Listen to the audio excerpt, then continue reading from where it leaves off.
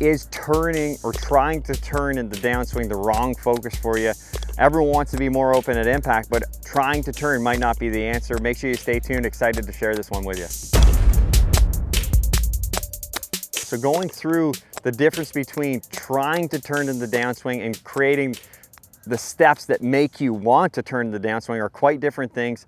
I've worked with a lot of players that are trying to turn more, and for most, it ends up not being the right answer, okay? So today we're gonna go more in depth of why some players can turn and why some players can't turn in the downswing. If you wanna know more about that, make sure you check out the Obsessed Golf Club. The first step there is the body movement assessment. So from there, I'm gonna figure out, okay, what options do you have based on your goals and your shot shape and what you're trying to do. We're gonna go through 3 different tendencies I see, and then some ways to fix them, and then a drill at the end to help you really understand ways to motivate your body to want to rotate through impact and help you get your game to the next level. Okay guys, going back into figuring out rotation and what's gonna incentivize rotation versus trying to force rotation in the downswing. So the first thing you wanna know is what amount of rotation do you have, okay? So when we're looking at the body movement assessment, we're looking at, okay, from the foot and the ankle, tibia, all the way up to the hip, lead shoulder, upper thoracic, like in the neck, where are we gonna get this rotation from? Making sure you understand, like, okay, if I'm just trying to rotate without knowing sort of where I'm gonna get my rotation from, it's really important to know that step, because we don't want to be over rotating from our lower back, for example, or over rotating potentially in spots that aren't gonna, 1, could produce injury, and 2, aren't gonna help you produce repeatable shots, okay? So trying to minimize how much you're stressing certain areas is really important. The first step in that is making sure you know what is right for you, okay? So when I'm looking at the first tendency, this is for players that don't have enough internal hip rotation, okay? So if I'm looking at, okay, really simple way to think about it, there's more detail to this in the Obsessed Golf Club for the body movement assessment, but basically, if I'm rotating my foot outwards here, this is the internal rotation of my lead hip, okay? So if I'm maxing out, I'm under 45 here, okay? So for me, if I'm thinking about impact, okay, if I go to turn, that's about me hitting end range of my hip, okay? If my foot is in a square position. So if I hit end range of my hip here, so if I flare that foot, I get a little bit more from a rotation standpoint, okay? So that's the first step for me when we're looking at how to get players better and figuring out what's the right amount of rotation for you. Just start with a static position, okay? So if I get set in here, I'm gonna open my lead foot just a little bit, and then I'm gonna work myself into impact, okay? That's me pretty close to end range of my lead foot. When I come through, there's a chance with force that my lead foot might spin or move a little bit, which gives me a little bit more rotation. But if I go into that static position with an open foot, that's me rotated. I feel sort of max range. I feel max range right there in the lead hip. My hip is saying, okay, I'm at max range. If I try to go more, I'm not gonna be able to. Okay, so in motion, there's a chance I'm gonna move my foot slightly, but that's a good way for you to understand what, from a lead hip standpoint, what amount of range you're gonna have. And we're not trying to get past that because you're physically not gonna be able to do it. So first, step 1, static position. What impact position is comfortable for you, where you're hitting that end range of that hip? That's gonna leave us some clues of what's potential for you when you're actually swinging, okay? So that's fault number 1. Trying to move past the max range of your lead hip. So make sure you understand what your lead hip actually can do, and then fit your swing to that position.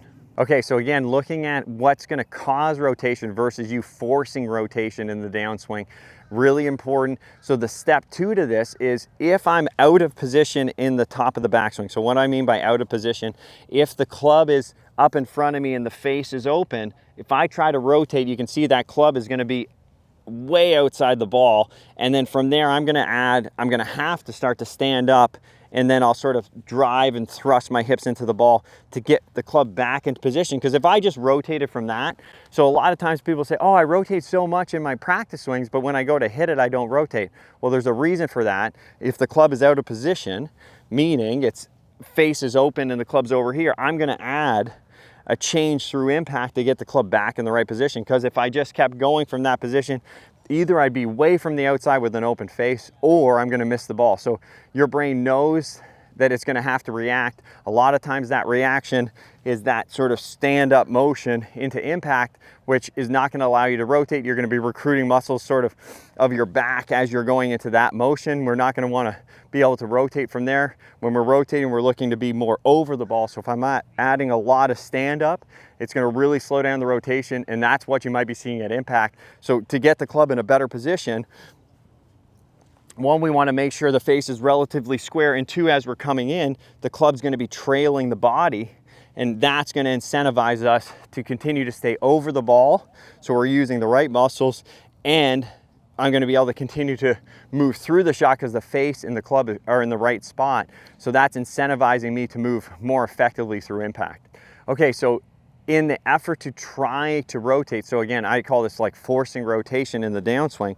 So I've seen players, they get up to the top, and as they start down, they're trying to rotate so hard that their upper body is beating everything, okay? So that would be more into the sequence standpoint. So if I go up to the top and my lower body's passive and my upper body starts to go, well now, if you think about sort of separating the upper and lower, it's going to be a lot harder, okay? So I'm going to use a visual here to demonstrate this, and then I'll show you, again, the drill at the end that I really like.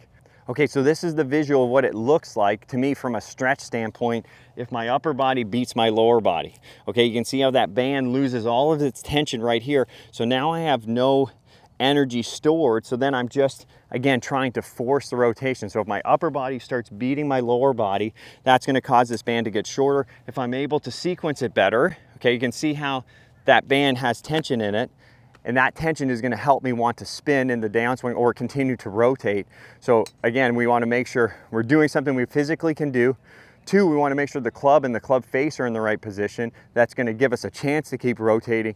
And then three, we're going to try to sequence this better so the upper body isn't beating the lower body, so I don't lose all of my stretch when I'm transitioning, okay? So those are the three tendencies I see. I'm gonna give you a drill here that I really like that can help players understand what's gonna incentivize rotation. And again, make sure first that you know what your body can do. Check out the Obsessed Golf Club, learn more about, you know, the body movement assessment and how that can help your game also. Now for the drill that's gonna help you incentivize rotation. So what I mean by incentivize, meaning we're saving some energy or we're creating more stretch in the downswing to help load the system and then get the club face in the right spot and then allow you to move through impact effectively and allowing you to get that rotation that matches you, okay? So when I'm looking at the drill here, so we got the band on the lead foot, I put it sort of through the pad of my lead hand here, and then as I go back, I'm just doing a short swing here. My right hand is under the band like this through my fingers, and then as I go back, I get to about here, I get the face in the right position, and then what I'm trying to do is almost let my hands move downwards as I keep that tension on the band, okay? So if I'm able to do that, I got the energy stored into the band, and then if I feel like that, and I feel that band stretch, and then I just unwind from there, I can feel that energy. It's really hard to hit with the band because the band's putting some different forces on the club, but that's a great way, even in practice swings, to get set, feel that stretch, start down, let the hands drop a little bit, feel that stretch, and then move through, really getting a sense of keeping some energy stored, getting the club face in the right spot, and then that energy stored is going to help us continue to unwind through impact instead of forcing that rotation in the downswing and potentially causing some pain or gaining rotations from places that aren't that effective. So use that to help you get better, guys. I hope this helps. Hope this helps you get your game to the next level. Thanks so much for watching.